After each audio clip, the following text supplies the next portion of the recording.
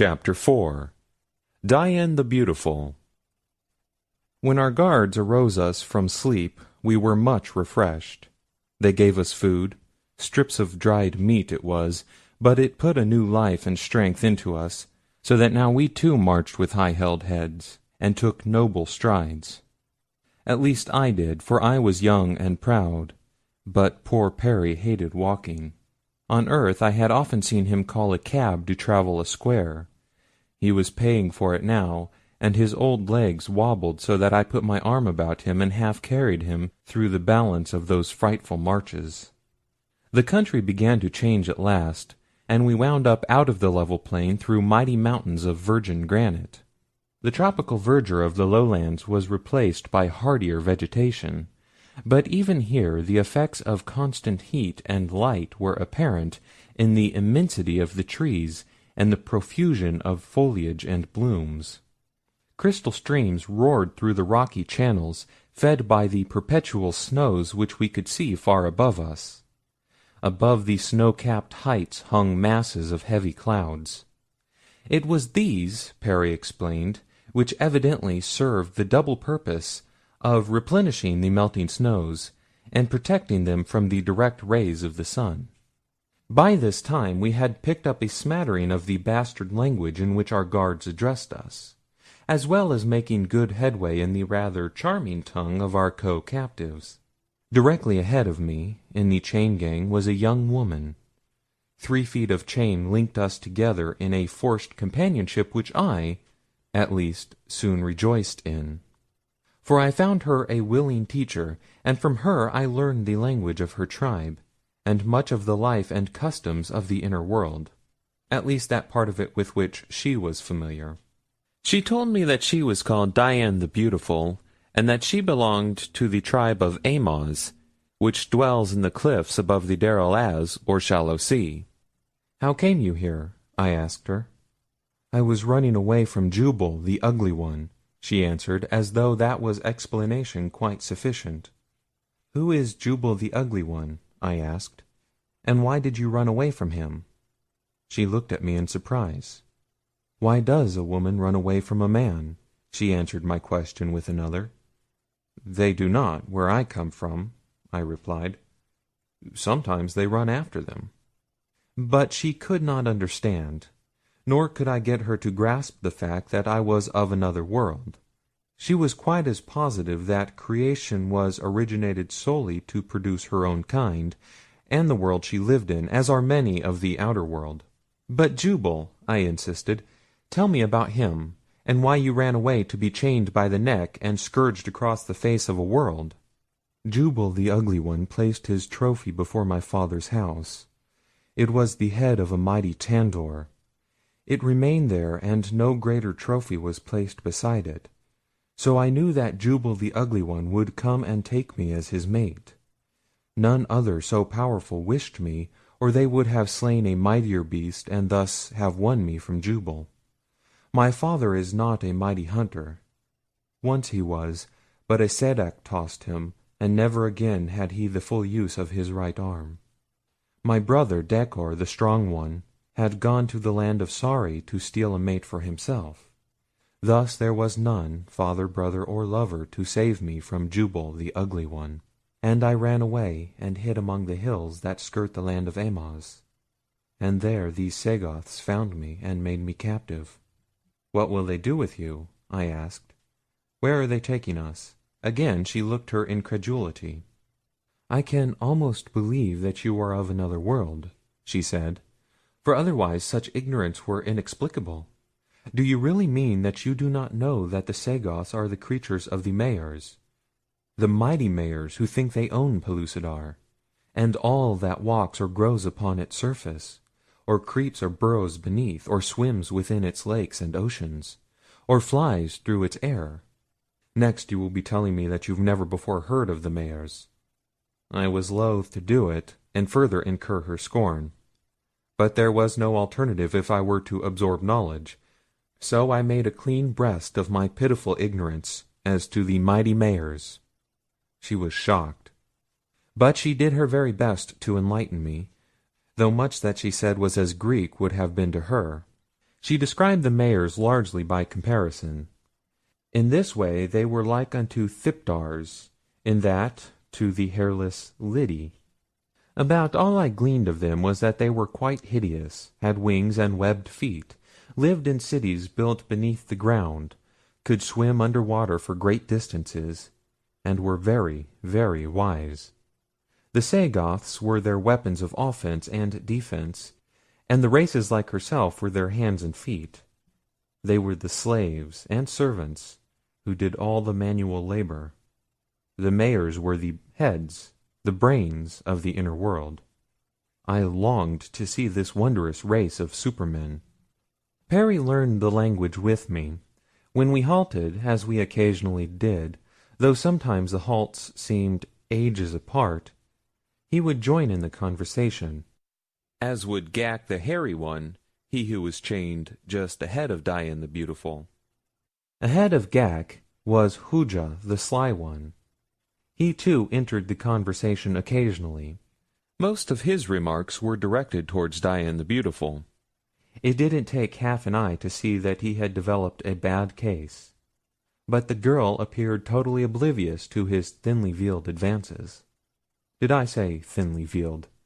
There is a race of men in New Zealand or Australia, I have forgotten which, who indicate their preference for the lady of their affections by banging her over the head with a bludgeon.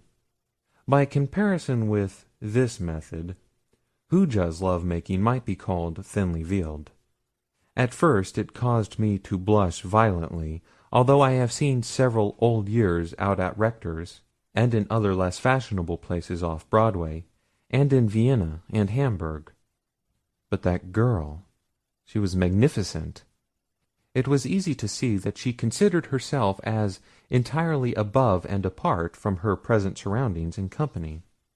She talked with me and with Perry, and with the taciturn Ghak because we were respectful. But she couldn't even see Hooja the Sly One, much less hear him, and that made him furious. He tried to get one of the Sagoths to move the girl up ahead of him in the slave gang, but the fellow only poked him with his spear and told him that he had selected the girl for his own property, that he would buy her from the mayors as soon as they reached Putra. Putra, it seemed, was the city of our destination. After passing over the first chain of the mountains, we skirted a salt sea, upon whose bosom swam countless horrid things. Seal-like creatures there were, with long necks stretching 10 or more feet above their enormous bodies, and whose snake heads were split with gaping mouths, bristling with countless fangs. There were huge tortoises, too, paddling about among these other reptiles, which Perry said were plesiosaurs of the lias. I didn't question his veracity. They might have been most anything. Dian told me they were tandorazes, or tandors of the sea, and that the other and more fearsome reptiles, which occasionally rose from the deep to do battle with them, were asdiriths, or sea diriths. Perry called them ichthyosaurs. They resembled a whale with the head of an alligator. I had forgotten what little geology I had studied at school. About all that remained was an impression of horror that the illustrations of restored prehistoric monsters had made upon me, and a well-defined belief that any man with a pig's shank and a vivid imagination could restore most any sort of Paleolithic monster he saw fit, and take rank as a first-class paleontologist. But when I saw these sleek, shiny carcasses shimmering in the sunlight as they emerged from the ocean, shaking their giant heads, when I saw the waters roll from their sinuous bodies in miniature waterfalls as they glided hither and thither, now upon the surface, now half submerged, as I saw them meet open-mouthed, hissing and snorting, in their titanic and interminable warring, I realized how futile is man's poor, weak imagination by comparison with nature's incredible genius. And Perry, he was absolutely flabbergasted. He said so himself. "David," he remarked, after we had marched for a long time beside that awful sea, David, I used to teach geology, and I thought that I believed what I taught. But now I see that I did not believe it, that it is impossible for man to believe such things as these unless he sees them with his own eyes. We take things for granted, perhaps because we are told them over and over again, and have no way of disproving them, like religions, for example. But we don't believe them, we only think we do. If you ever get back to the outer world, you will find that the geologists and paleontologists will be the first to set you down a liar, for they know that no such creatures as they restore ever existed. It is all right to imagine them as existing in an equally imaginary epoch, but now proof. At the next halt, Hooja the Sly One managed to find enough slack chain to permit him to worm himself back quite close to Diane. We were all standing, and as he edged near the girl, she turned her back upon him in such a truly earthly feminine manner that I could scarce repress a smile. But it was a short-lived smile, for on the instant the Sly One's hand fell upon the girl's bare arm, jerking her roughly towards him. I was not then familiar with the customs or social ethics which prevailed within Pellucidar, but even so I did not need the appealing look to which the girl shot to me from her magnificent eyes to influence my subsequent act. What the Sly One's intention was I paused not to inquire, but instead, before he could lay hold of her with his other hand, I placed a right to the point of his jaw that felled him in his tracks. A roar of approval went up from those of the other prisoners and the Sagoths who had witnessed the brief drama, not, as I later learned, because I had championed the girl, but for the neat and to them astounding method by which I had bested Hooja. And the girl. At first she looked at me with wide, wondering eyes, and then she dropped her head, her face half averted, and a delicate flush suffused her cheeks. For a moment she stood thus in silence, and then her head went high, and she turned her back upon me as she had upon Hooja. Some of the prisoners laughed, and I saw the face of Ghak the Hairy One go very black as he looked at me searchingly. And what I could see of Diane's cheek went suddenly from red to white. Immediately after, we resumed the march, and though I realized that in some way I had offended Diane the Beautiful, I could not prevail upon her to talk with me that I might learn wherein I had erred. In fact, I might quite as well have been addressing a sphinx, for all the attention I got.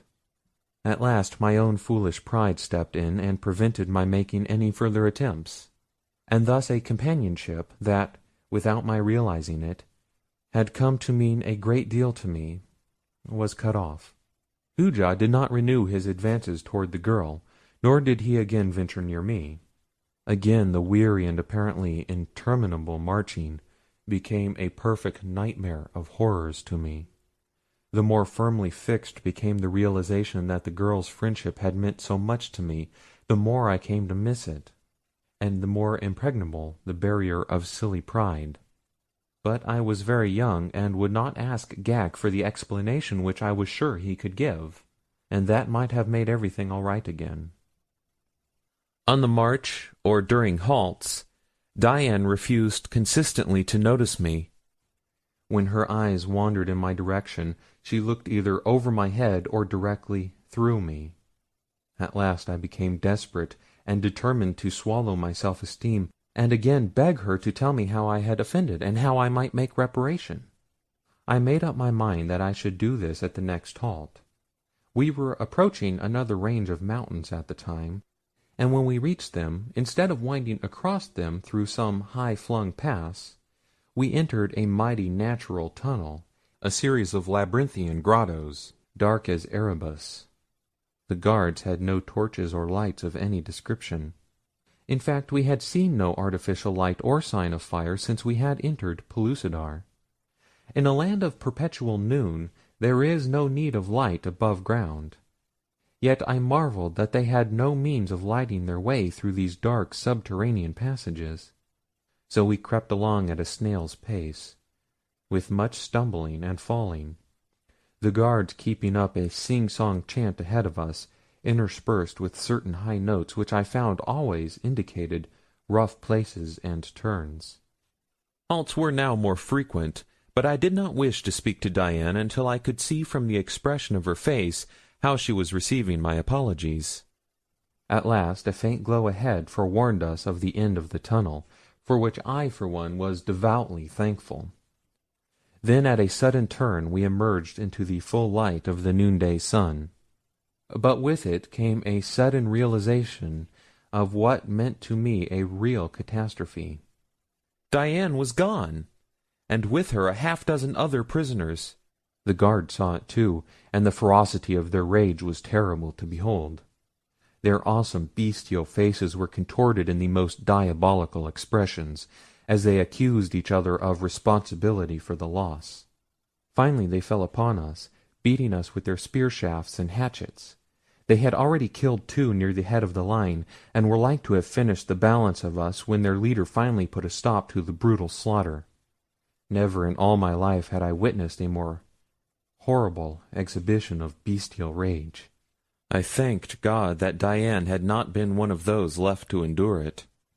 Of the 12 prisoners who had been chained ahead of me, each alternate one had been freed, commencing with Diane. Hooja was gone, Ghak remained. What could it mean? How had it been accomplished? The commander of the guards was investigating. Soon he discovered that the rude locks which had held the neckbands in place had been deftly picked. "Hooja, the sly one," murmured Ghak, who was now next to me in line. "He has taken the girl that you would not have," he continued, glancing at me. "That I would not have?" I cried. "What do you mean?" He looked at me closely for a moment.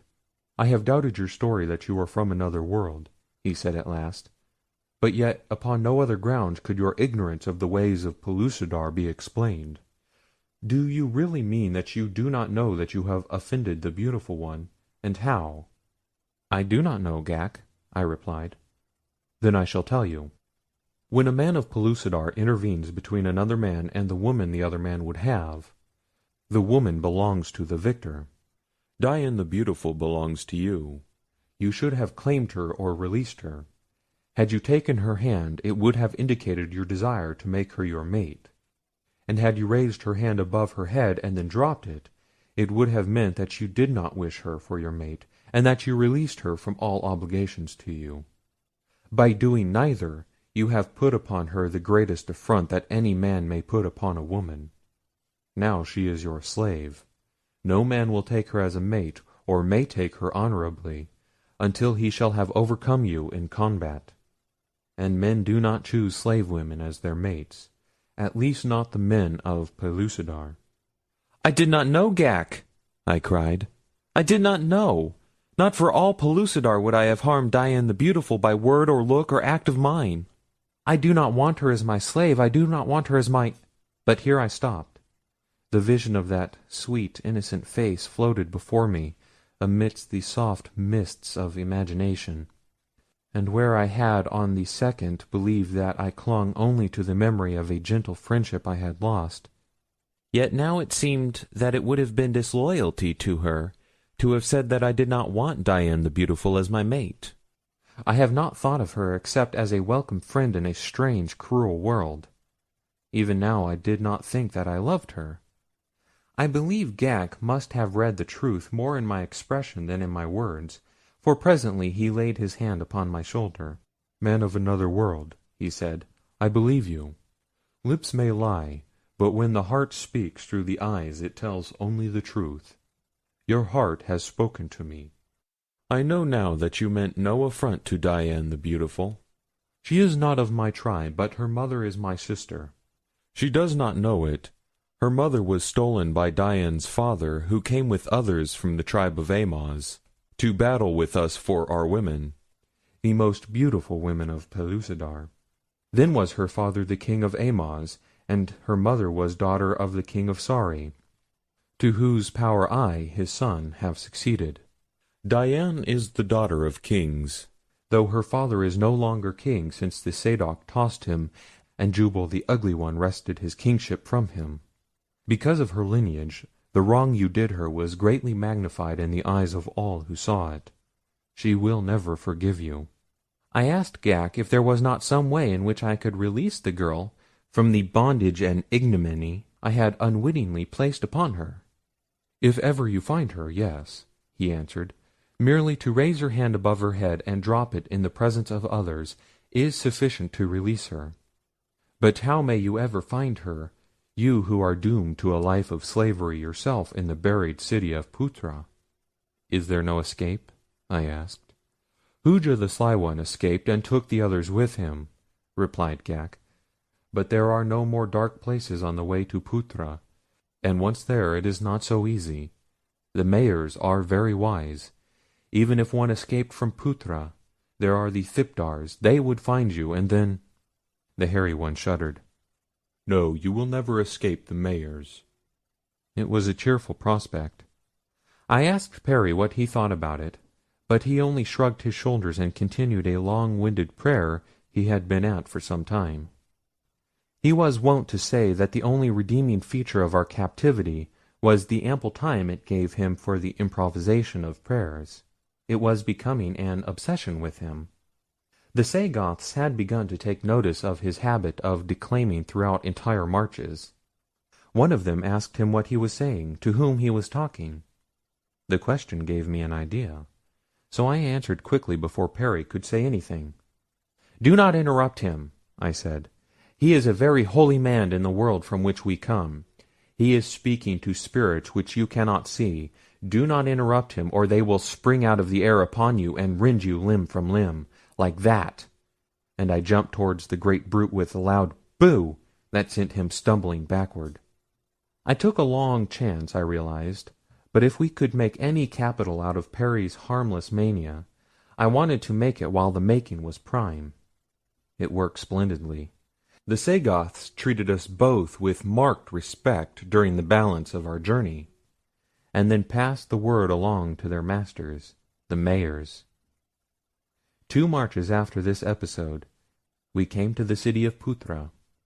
The entrance to it was marked by 2 lofty towers of granite, which guarded a flight of steps leading to the buried city. Sagoths were on guard here, as well as at 100 or more other towers scattered about over a large plain. End of chapter 4.